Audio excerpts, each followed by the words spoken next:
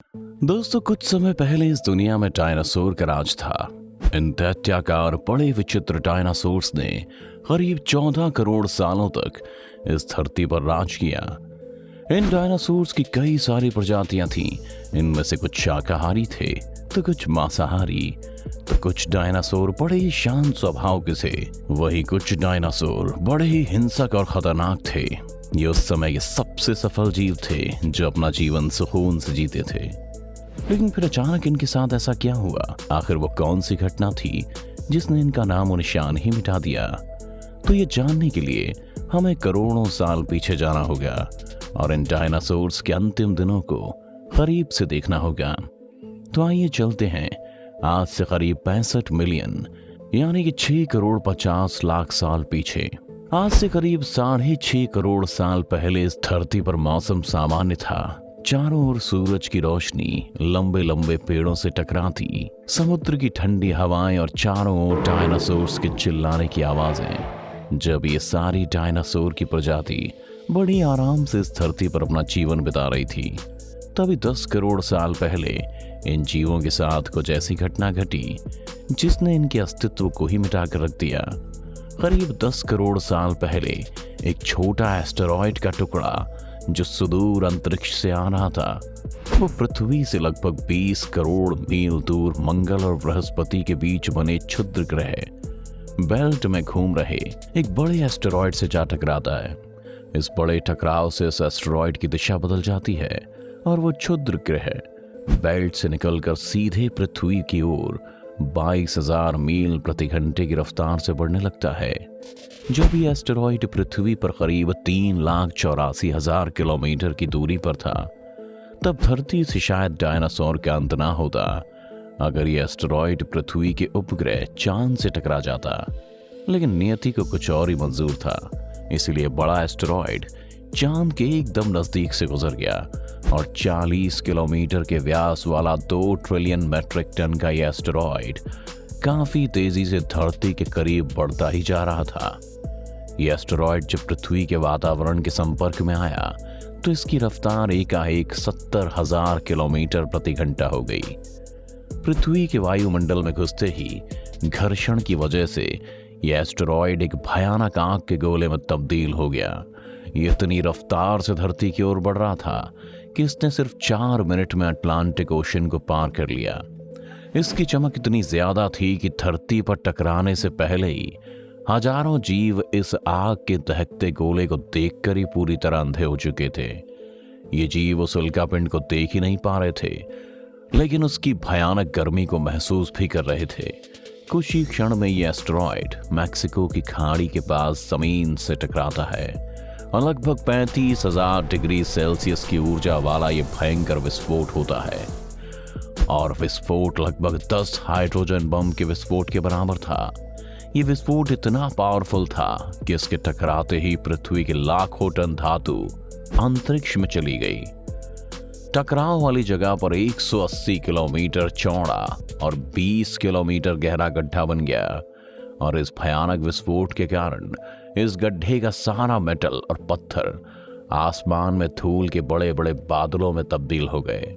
तकरीबन 16 minute 40 second बाद जमीनी टकराव की वजह से धरती के अंदर चारों ओर 11.1 तीव्रता की भूकंपीय तरंगें उठने लगी।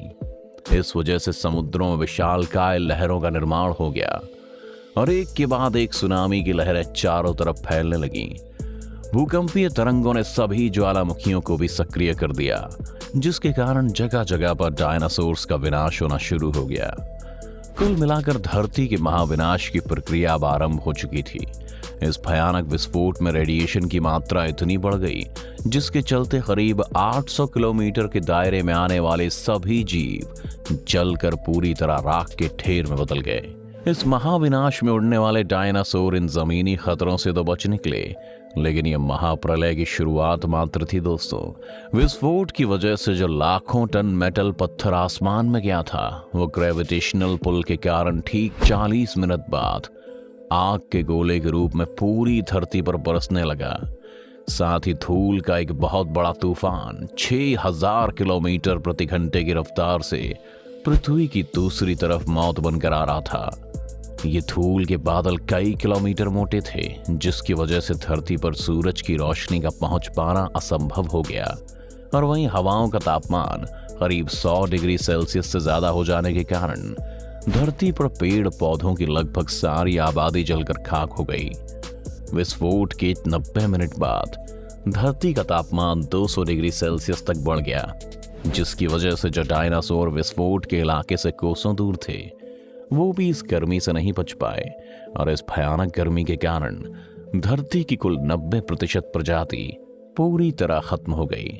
और जो 10% जीव धरती पर बच गए थे, उनमें से भी सिर्फ वही जीव जिंदा बच सके जिनका वजन 30 किलोग्राम से कम था। इसका कारण ये था कि इस महाप्रलय के कारण लाखों की संख्या में जीव मारे जा चुके थे और पेड़ पौधों की सारी आबादी भी जलकर राख हो चुकी थी, जिसके चलते यहाँ जो विशालकाय जीव जीवित बच गए थे उन्हें भरपूर मात्रा में खाना पीना ना मिल सका, जिसकी वजह से वो भी खत्म हो गए। लेकिन ये महाप्रलय किन्हीं और जीवों के लिए फायदेमंद साबित होने वाली थी। धरती पर डायनासोर का अंत एक छोटी प्रजाति के लिए सुनहरा अवसर लेकर आया, और ये प्रजाति थी मैमल्स की। मैमल्स यानी स्तनधारी जीव, जिन्होंने खुद को इस महाविनाश से बचा लिया था। अत्यंत गर्मी से बचने के लिए मैमल जमीन के अंदर रहने लगे और जिंदा रहने के लिए इन्होंने सब कुछ खाना शुरू कर दिया। इतने बड़े महाप्रलय के गुजरने के बाद धरती की सतह पर पेड़ पौधे फिर उगने लगे थे और धरती फिर से हरी भरी हो गई थी। और उन 10% में से 5% जीव जो बच गए थे, उनमें अडैप्टिव रेडिएशन प्रक्रिया से कई सारी अन्य प्रजातियां भी जन्म लेने लगी। वहीं 5.5 करोड़ साल पहले बंदर जैसी प्रजातियां आई, जिनकी आंखें आगे की तरफ थीं। कुछ समय बीत जाने के बाद हमारी धरती में लगातार बदलाव होने लगे। धरती के टेक्टोनिक प्लेट में हलचल हुई, जिससे धरती के 2 बड़े महाद्वीप एक दूसरे द्वीपों से टकरा गए। और जब ये दोनों द्वीप आपस में टकराए तो इन दोनों के टकराने की वजह से हिमालय पर्वत का निर्माण हुआ, जिसे हम दुनिया की सबसे ऊंची चोटी माउंट एवरेस्ट के नाम से भी जानते हैं। ये पर्वतमाला इतनी ऊंची थी जिसके चलते मौसम का पैटर्न भी बदलने लगा, और इस विशाल पर्वत श्रृंखला से गिरने वाले बर्फ से कई नदियों का निर्माण हुआ। ये वही नदियां हैं जिससे आधी से ज्यादा आबादी को पीने का पानी मुहैया होता है।